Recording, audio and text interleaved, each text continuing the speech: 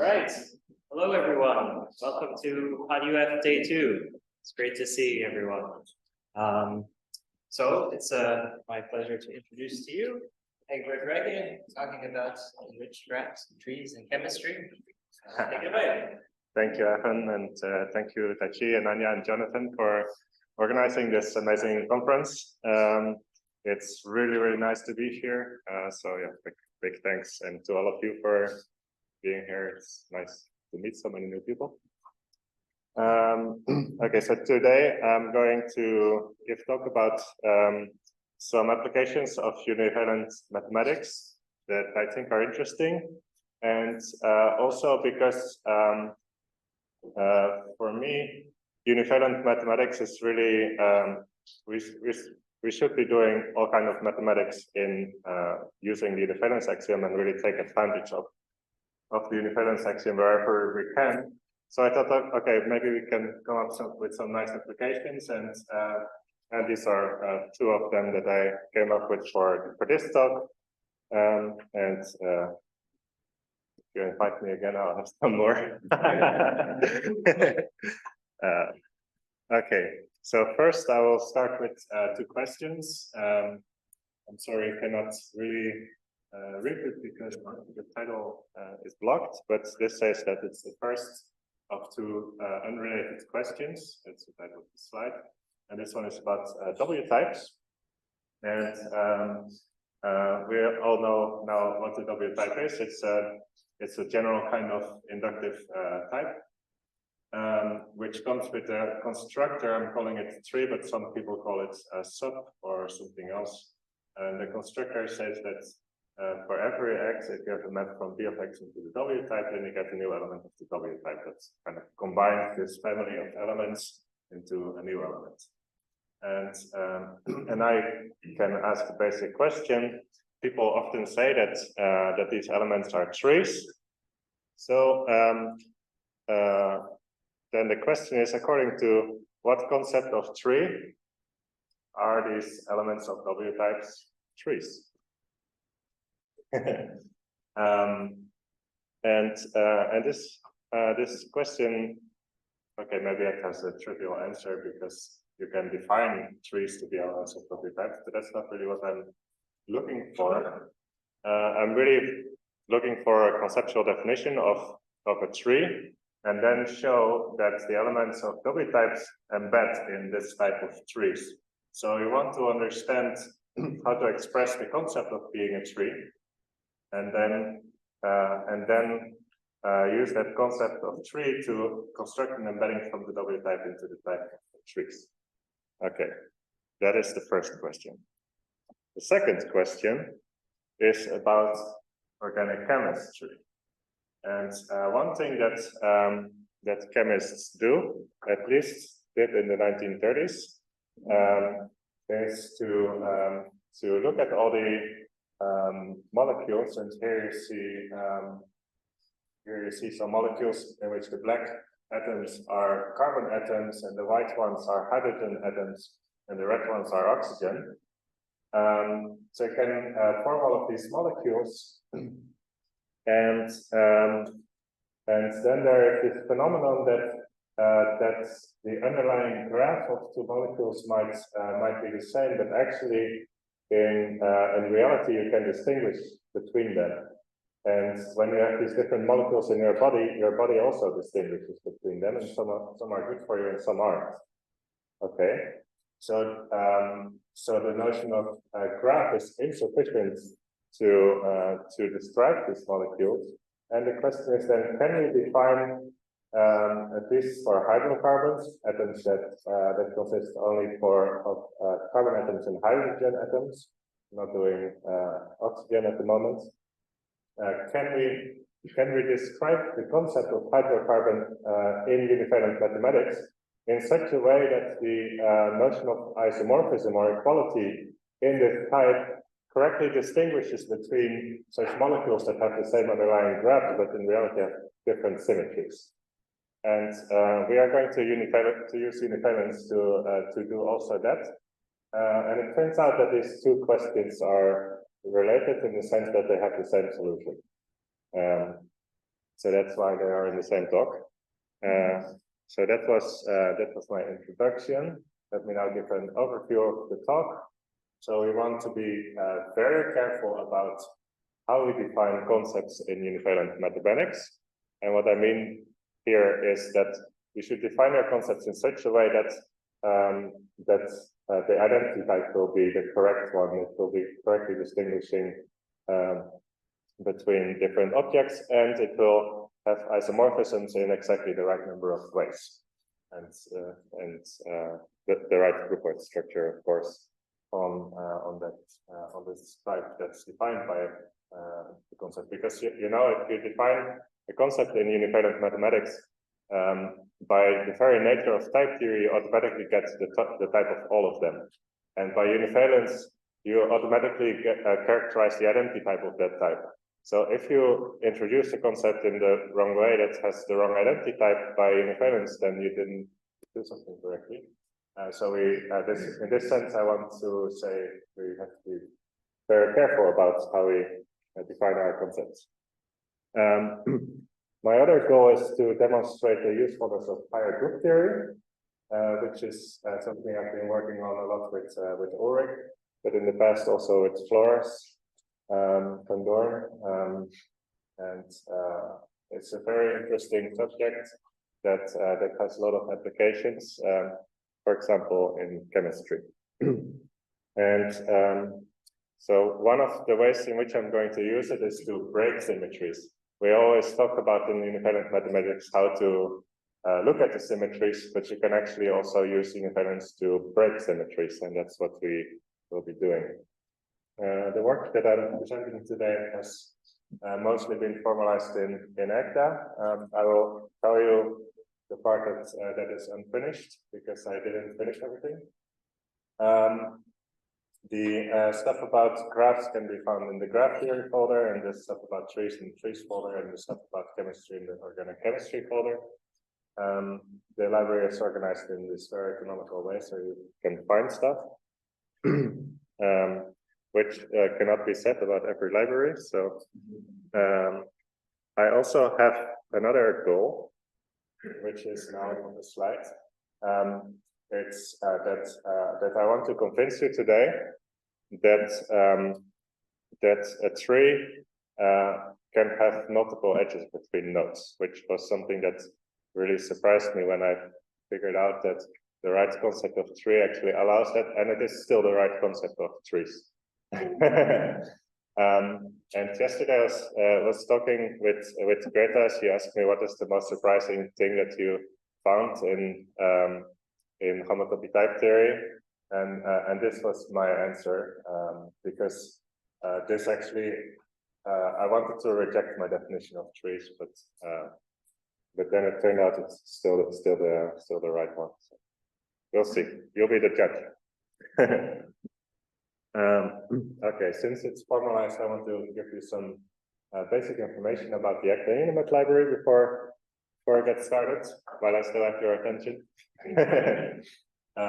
So it is a general purpose library for all kinds of formalized mathematics, but it's all from a univalent point of view.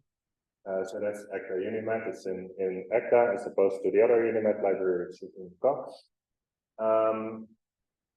At the same time, we aim to be an informative research resource like the NLab, and this influences our design decisions of how we formalize things and how we set up our files.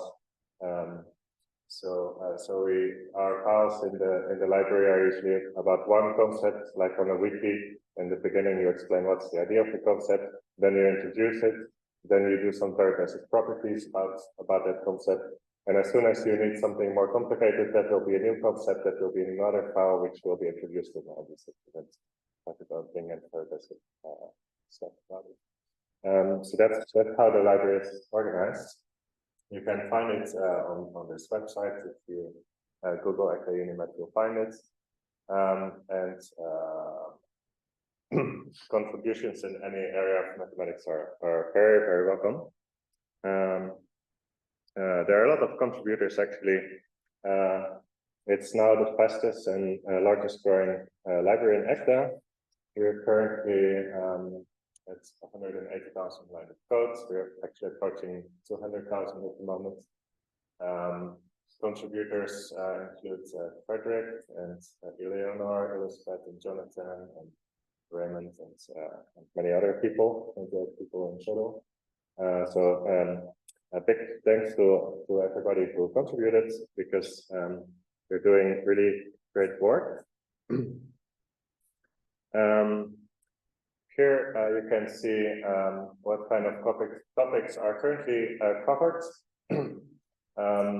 It goes from category theory, primitive algebra, and elementary number theory, to stuff about species, maybe synthetic homotopy theory. I'm doing a lot of univariant combinatorics, so the topic I'm talking today is based on that work. Higher group theory we're using also, but the highlighted subjects are the ones that we do today. Okay, that was the ad. Now we start talking. So I want to first define what is an undirected graph and what is an undirected tree. Most of you already know what an undirected graph is. But let's first have a look at the traditional definition. And you'll find, even in many textbooks on combinatorics, that people will either give a definition that's not useful for us, or it's just wrong. And this is really a problem in mathematics, that people are not very precise about how they define their concepts. And like, if there's one thing that people should take away from univariant mathematics, but formalization, is that hopefully they will learn to be much more precise in how you define things and set things up, because it's really easy to make mistakes. And with trees, actually, people make mistakes. Even in well-respected textbooks, the definition is not always the correct one. So the standard definition is that the graph is connected in acyclic. That one is fine, but it's not one that we like very much. Until we come to the right definition of acyclic, and then we like it again.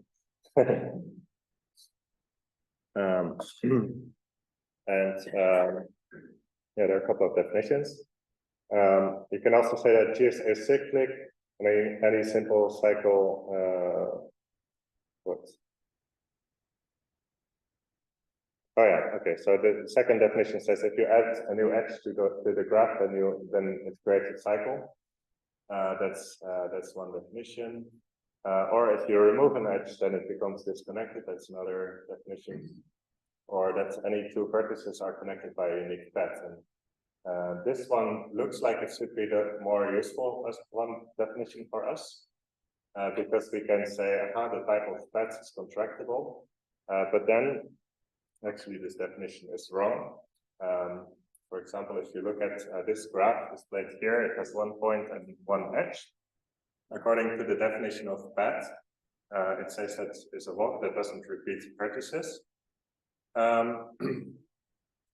This graph, there's a unique path from this point to itself. It's the reflexivity path. That's the only one that doesn't repeat vertices. The other path that just steps along this edge here repeats vertices. So the type of path is contractible in this graph because there is only one, but it's not a tree. Yes. Are there implications?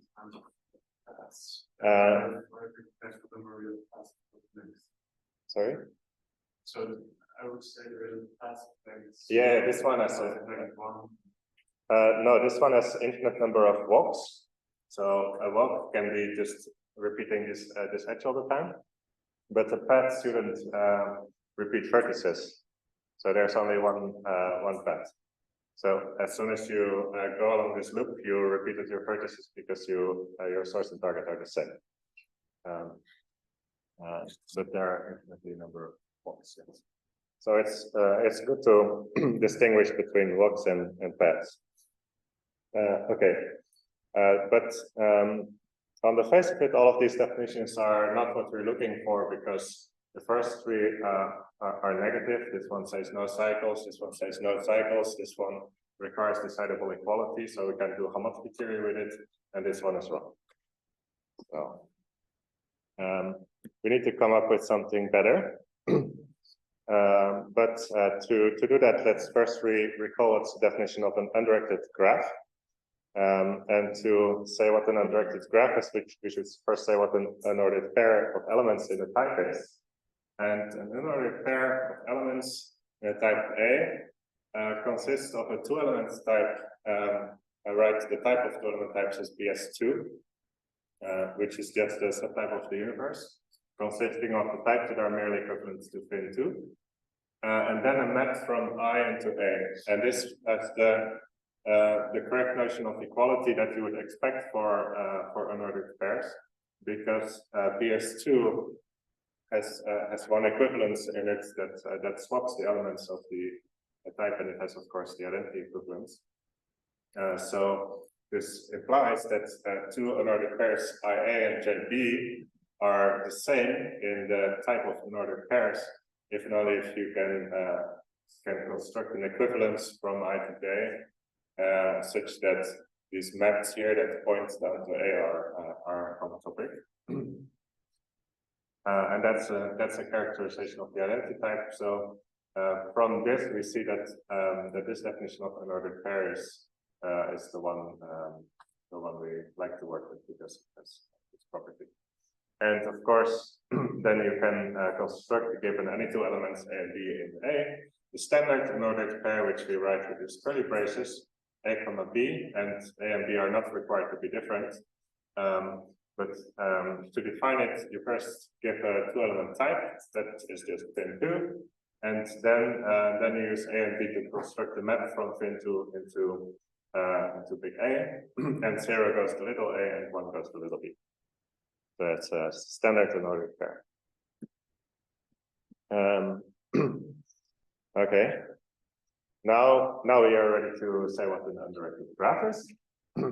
So it consists of vertices and a type family over the unordered pairs of vertices.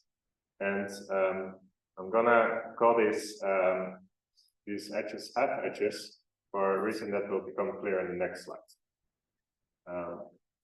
But if there are some remarks that you can make about this, is that okay, if you have a half edge between on a standard unordered pair, then you can invert it by looking at the transport that swaps these two elements, so they are really symmetric. Also, this E is proof relevant, so you can have multiple edges between vertices. It's not going to be a simple graph, but one in which you can have multiple edges between vertices, and we need that in chemistry because the carbon atoms can have multiple bonds between them. So we actually the simple definition of graphs is not sufficient for us. Also, they can have loops. Of course, the molecules can't have loops, but these graphs can. Yeah, we don't make any restrictions on the truncation levels. Okay, so here are now two examples of graphs that have one element. So V is contractible in both cases. And in one case, we define the type of edges on an unordered pair of elements, on an unordered pair of vertices, we define it always to be contractible. So this looks like there is always one edge between any 2 points. But it turns out that if you look at the type of all edges in this graph, you have only half an edge. And this is because if you take this total space at sigma type, then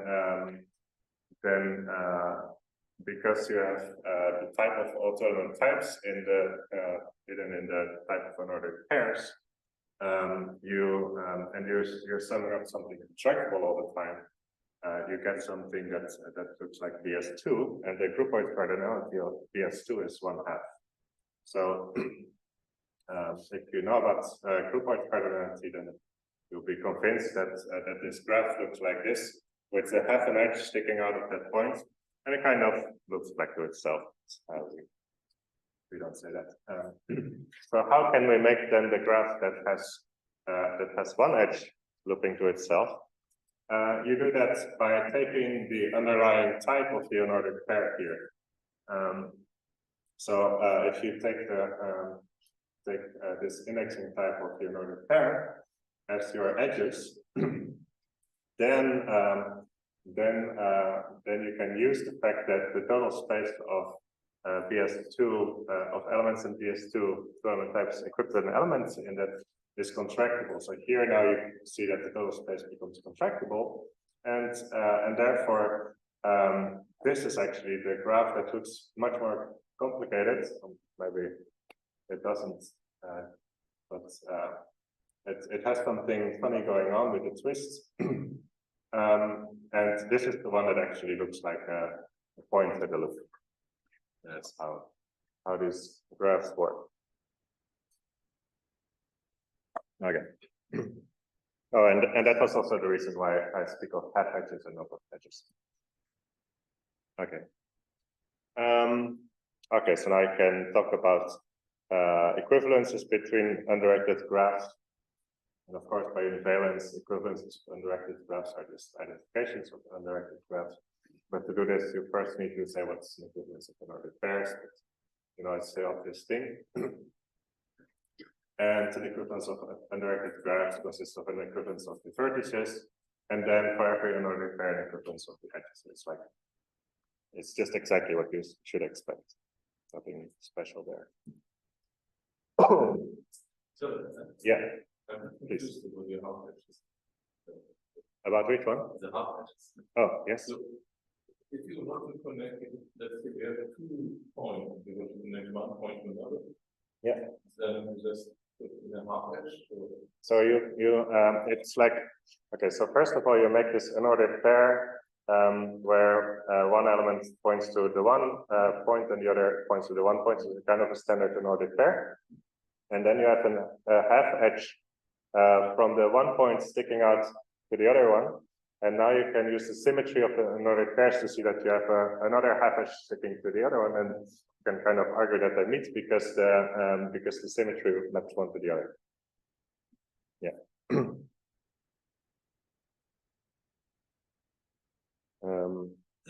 Okay. So in the definition of trees, we saw the notion of a walk in an undirected graph, and this is defined as a data type. Not by recursion. I would not say that in front of Thorsten.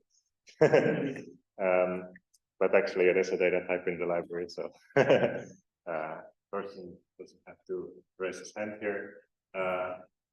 The idea of a walk is just that it's a sequence of edges that starts at x0 and ends at xn. And you define this inductively, but now we have to deal with this in ordered pairs, but we can. Is the inductive type that is generated by REFL and cons, just like for lists. And this cons operation says that if you have an ordered pair of elements in V and an element in your indexing type of the unordered pair, and now you can ask, is there an edge in this unordered pair of elements, connecting the two?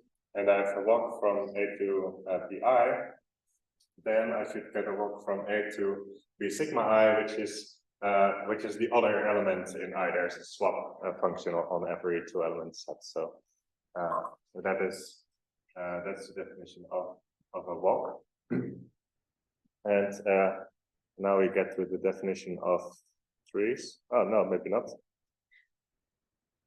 The first thing is, using this definition, you can define what is an edge on a walk. So just to detect which edges are on a walk.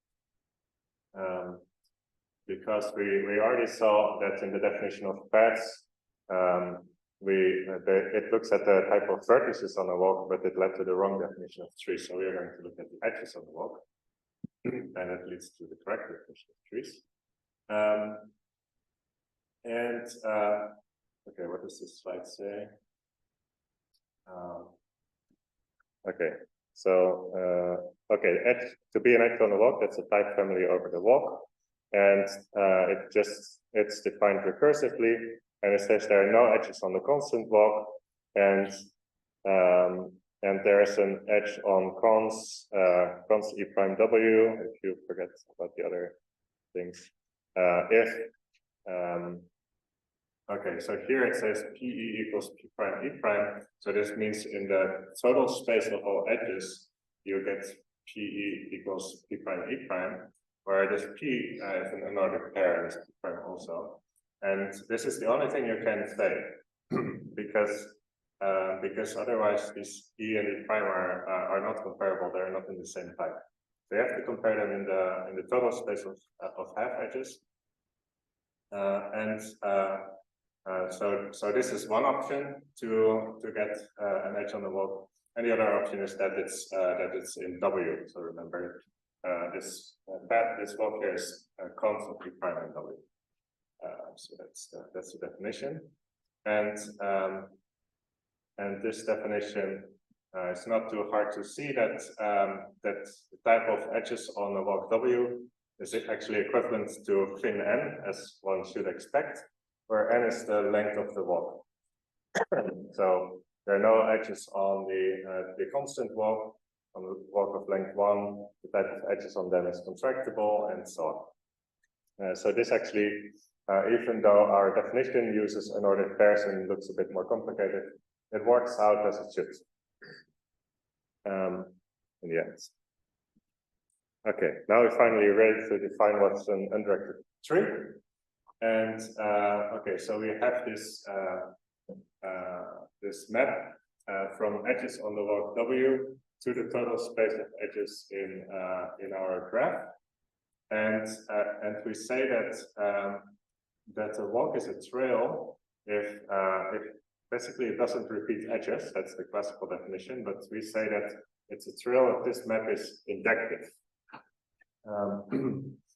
And this is a proposition, because to ask that this map is injective, well, remember that this type is just a fin n for some n.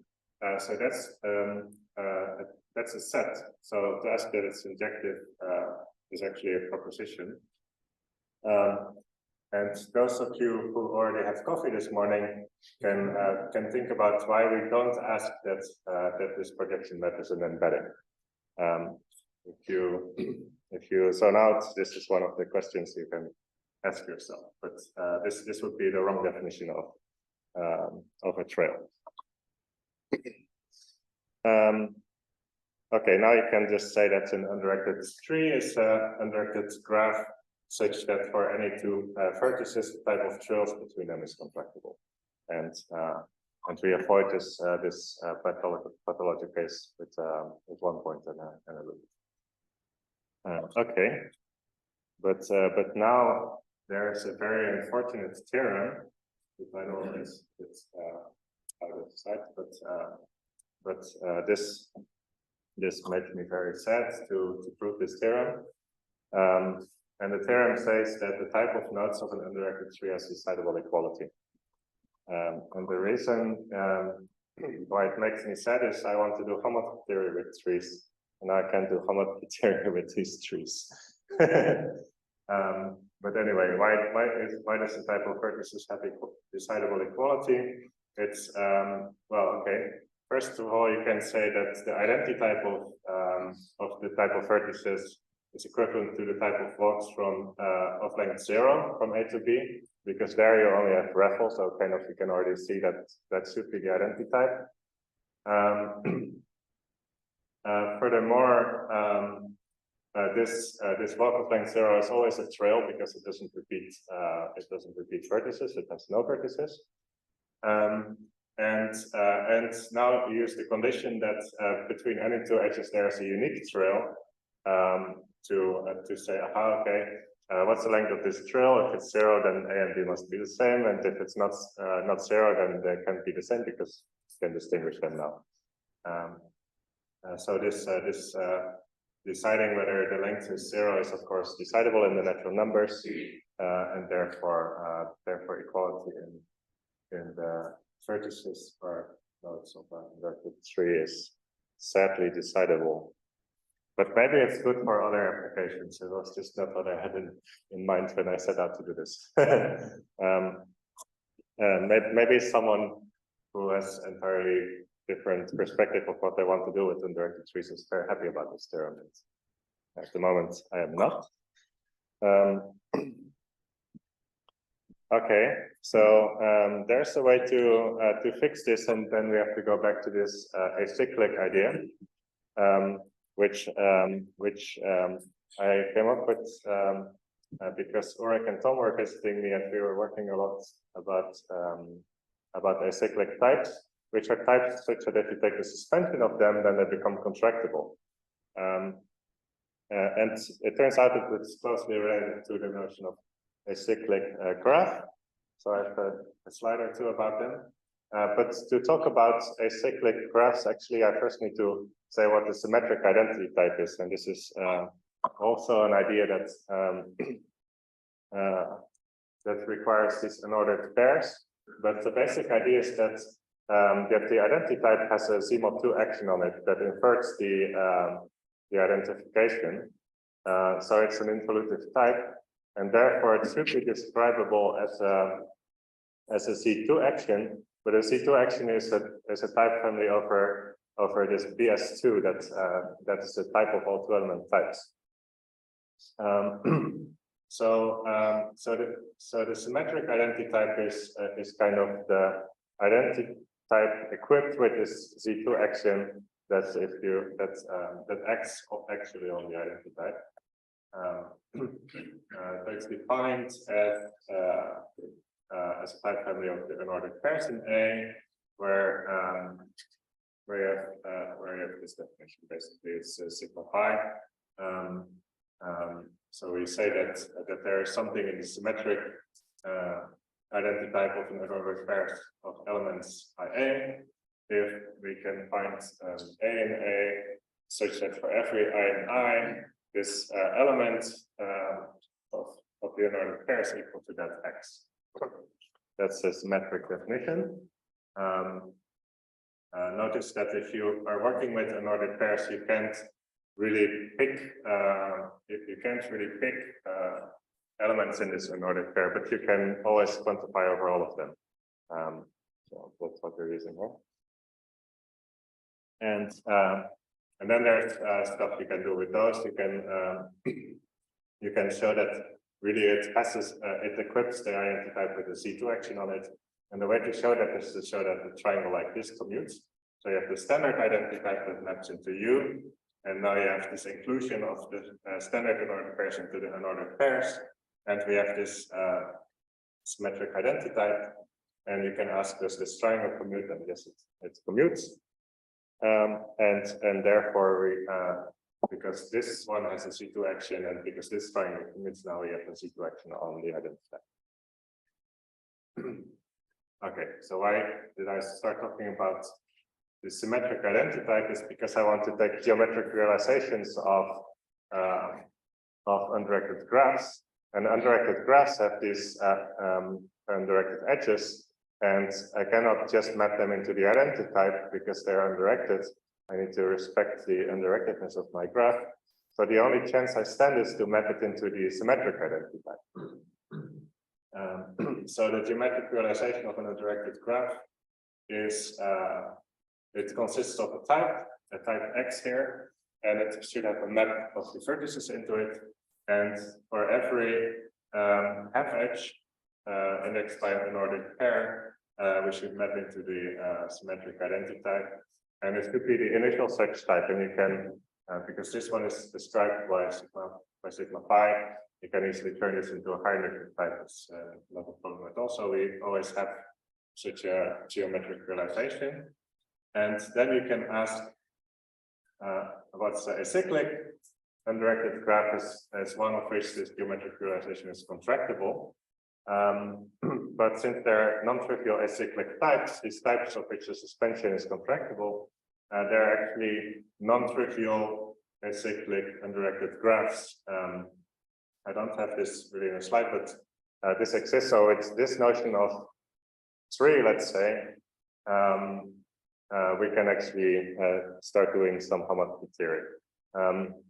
Unfortunately, I came up with this only last week. So I have no more slides about this nice topic, but I want to talk about chemistry. Yes. Yeah, so just to understand this, so this geometric realization, so the I is kind of a point constructor, when it says type.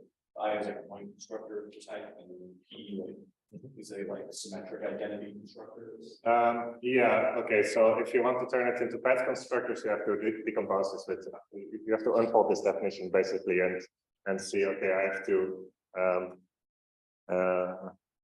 have to include this thing as a point constructor again, and then I have a bunch of path constructors again. So you have one more point constructor and one more path constructor. Yeah.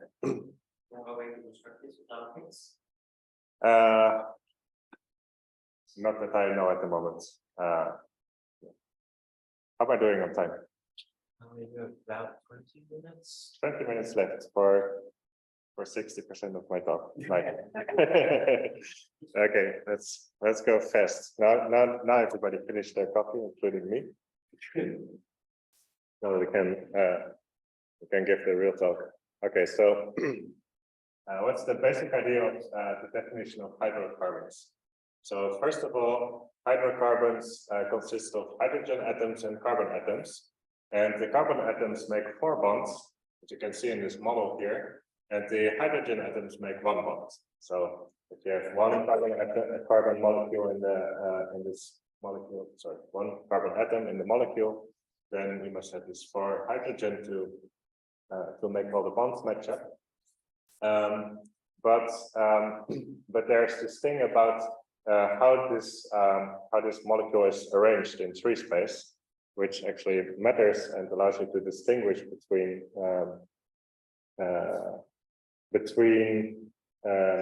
different molecules that have the same underlying graphs, these isomers.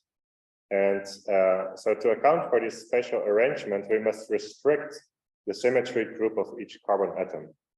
And because this makes 4 bonds, normally the symmetry group would be S4 that permutes these 4 elements. But in tree space, you cannot use all these 4 symmetries.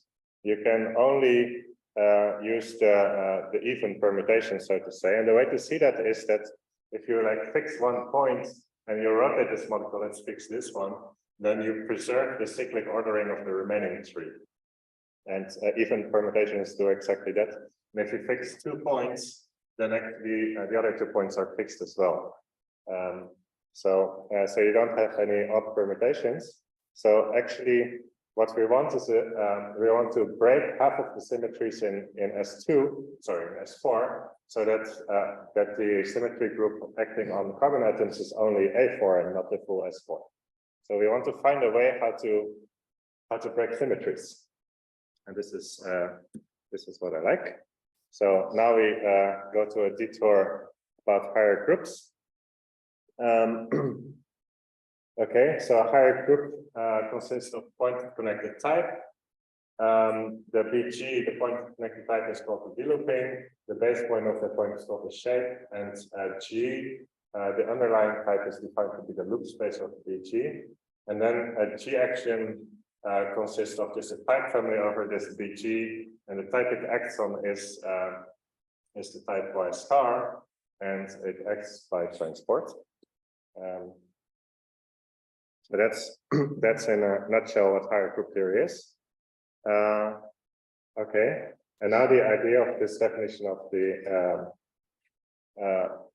plan is to break symmetry, so we want to enrich our undirected graphs with group actions. This is the plan.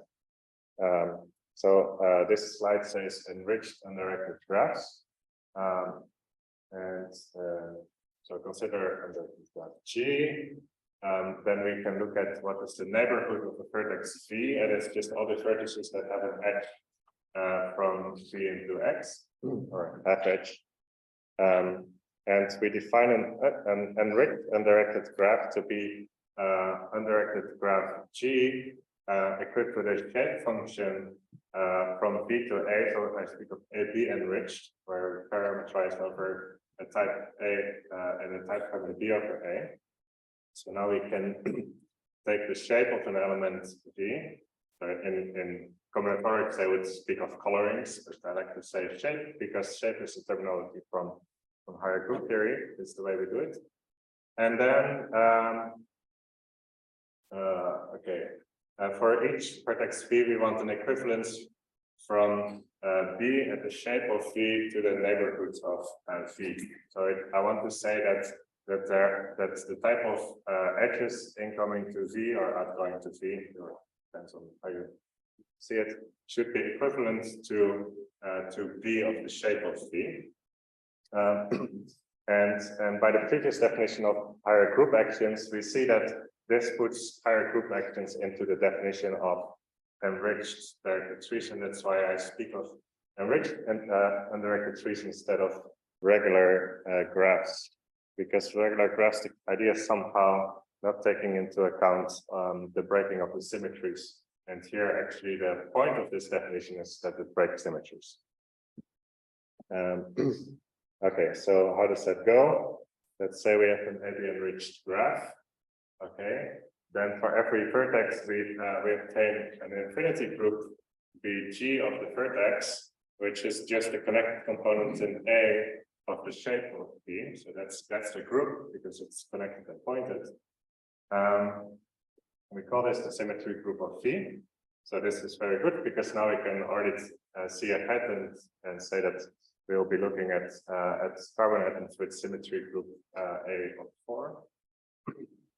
And then, okay, and for every vertex V, we also obtain a G action, a GV action on the vertices that restricts the action. No, sorry. Yeah, that restricts the total symmetric action to just the action of that group, of the B. Okay, a little bit quick. Okay, so you can write down now the obvious notion of equivalence of those things and use univalence to see that equality is the same as equivalence. That's boring. And in that way, we see that we've broken down the symmetry in exactly the way we want. Let's skip to the definition of hydrogen atoms. So now we can use this idea to define hydrocarbons, where hydrogen atom is just the type of hydrogen atoms is just a contractible type. It's BS1 if you want to use notation for that. And the type of carbon atoms is BA4, is the classifying type of the alternating group on 4 elements. And that's the type of carbon atoms. And this has a canonical type family over it, which just maps into BS4. It comes from the inclusion. So we can now define the type of hydrocarbons in univalent mathematics. It is the type of AB enriched graph, where A is hydrogen atoms plus carbon atoms, so it's contractible type plus BN4, and to use this canonical type families over this.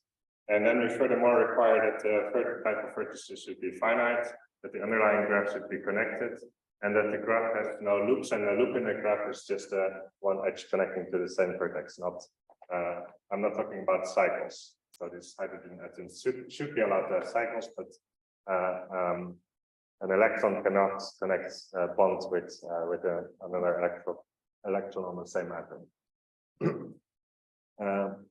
Okay, so that's the type of hydrocarbons, and these will actually have the correct symmetries by univalence, basically.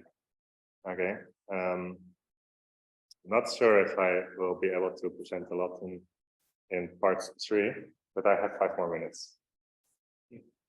Yes. Yeah, 10 more minutes actually, but Hmm? you have 10 more minutes. 10 more. Oh, okay, cool. Okay. Cool. Then I can say a little bit about W types and how that solves this. I mean, how you can view this elements of W types as trees. And we're gonna use the same idea of enrichment again. So first of all, we should turn elements of W types into graphs. And the way you do that is you use the element root relation that you can define on any W type. This is due to HoTT-UF. So we say that X is in 3A alpha if there is a B in BA, such as alpha B is X. So that just means that one of the components of this tree is X. That's what it means for X to be an element of that one. And you can use this to define a directed graph. So now I'm switching to directed graphs, which you all know, so we have to present that. So you define a type of nodes inductively. So you stick in a root. That's what this constructor does. So for every element, you have a root in the type of nodes of W. But also, if U is an element of V according to this relation, then the nodes of U will be also nodes of W. So you inductively generate the nodes of W in this way, and you similarly inductively generate the edges. So first of all, we want to have an edge from the root of U to the root of W. So you need to include the root of W according to this map. So there should be an edge there. Of course, there shouldn't be no edge from the root to the root because there should be no cycles. And then if I have an edge from X to Y in U, then I should have an edge from X to Y in W. So this is a directed graph. And now it's a little theorem that this graph is a tree. Okay, so in the directed case, you can make a slightly simpler definition. You can just say that directed graphs first of all should just have a root because all the edges are directed and you follow them down to the roots, or you go against that direction. But anyway, you can find the root in a directed graph. So first part of the structure is that it has a root. And second, you just say that the type of walks from any point to the root should be constructible. That's good enough. We don't need to do any funny business with trails. And then what's okay? Now this example where we constructed for every element of the W type a directed graph. Actually, this graph you can prove that it satisfies this condition that the type of walks from X to the root is contractible. That's actually a little, it's not entirely trivial to prove, but it's true. Okay.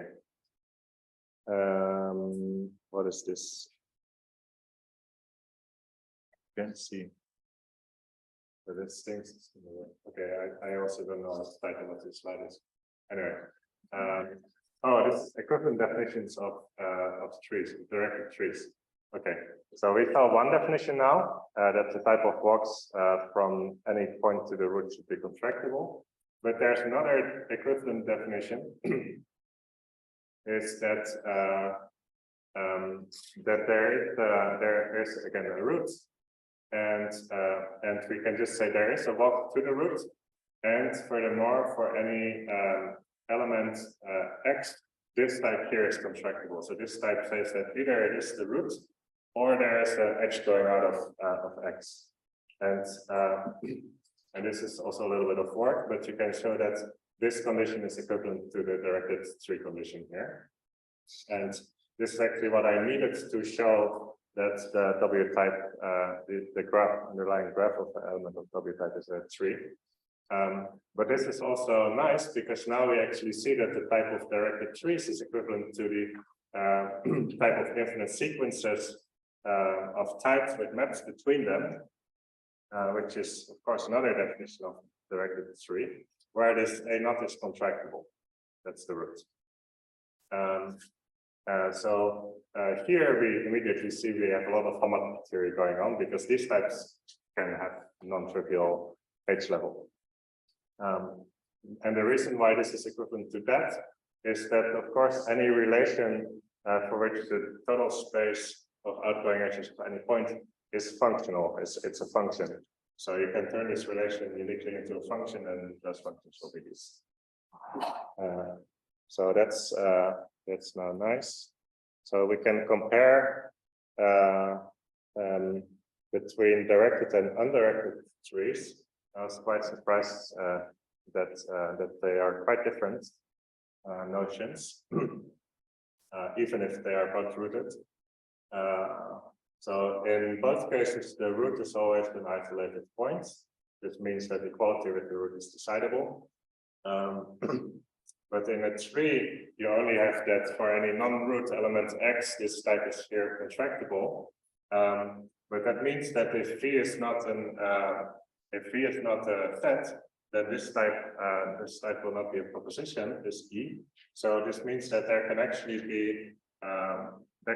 be more than one edge from x to y between any given x and y, even though the total space of all edges should be contractible. So this is how you find that there can be more than one edge between any two nodes. Of course, if V is a set, then the tree is just a regular old tree that you all know from combinatorics or wherever. On the other hand, in an undirected tree, the edges there's at most one edge between two nodes. So there's that. Yeah, okay. Let's see. So I wanted to talk about enriched directed trees, where we do the same idea of AB enrichment, and the idea is just we have a shape function from the nodes into A, and an equivalence between the incoming edges into X. So the direction of the edges is always towards the nodes, towards the root in my definition. So we look at the children of X, and we want that B is equivalent to the children. And then you can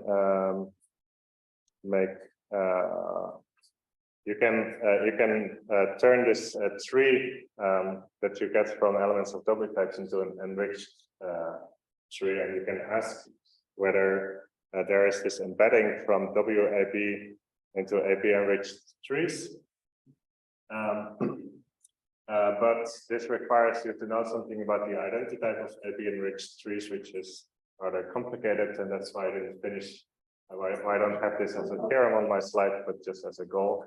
Unfortunately, of course, I have an informal proof, but I kind of don't want to call things that I didn't formalize theorems anymore. That's just me. But it's turned out to be a lot of work, and I don't have it yet. So I want to construct this embedding from WAB to AB enriched trees, and it seems very plausible that we can have it, but you know, that's life. But if we have it, then we can say stuff about trees. Let me just do one example of finitely branching trees. No, let me not do that. I will conclude the talk here. A few closing remarks. So there's a case in which enrichment doesn't break symmetries, and that's if and only if B is a univalent type family. And in this case, it doesn't break symmetries because enrichment is now a proposition. There's at most one enrichment, which also the canonical example is finite types. If you enrich them with finite types, then you just say that the nodes have finitely many incoming edges. So that's finite trees. Anyway, so if WAB is an extensional W type in the sense of Gilterud, then WAB is just a type of well-founded trees branching in the subuniverse A. And that is all I wanted to say. Thank you and enjoy your hydrocarbons.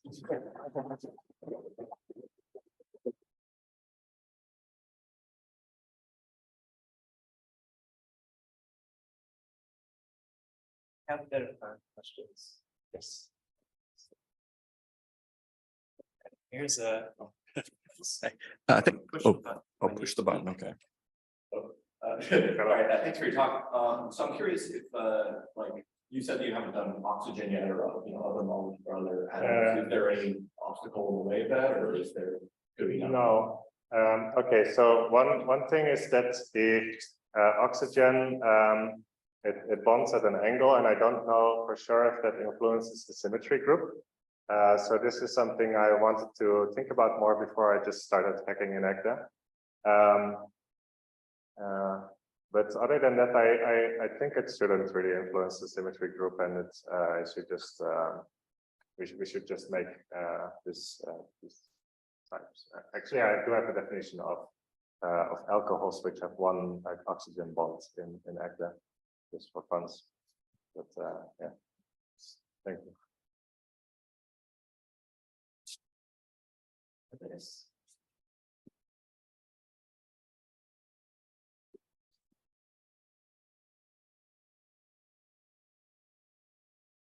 I might have just missed this part in the talk, but where was the bit where you had multiple edges between the same nodes in the tree? Your evil goal in the first slide. Oh, my evil goal. Okay, let's see. There it is. No, there it's not. Okay. Here. So I wanted to have multiple edges between nodes in a tree, and that comes in these directed trees, where we observed that the type of if you have a node, then you can look at the type of edges outgoing, and if it's not a root, that type is contractible. But if V, the type of vertex, is not a set, then this type can be this type is anyway just the identity type of V at the value of the unique outgoing edge, and there are as many edges as there are loops in the type of vertices. So that's the way in which there can be more than one edge. For the undirected graph, that is In the undirected graph, it doesn't happen because the V has decidable equality, unless you define undirected graphs to be acyclic graphs where you have this geometric realization, and then you can have non-trivial undirected graphs and undirected acyclic graphs that use those acyclic types, acyclic spaces, of which are not contractible, but the suspension is contractible. And then you can have like a fancy space of edges between nodes that is not a proposition. Yeah. Okay, thank you. Okay, I think we're just about at the border of coffee break, so yes. For more questions then, but let's thank him now.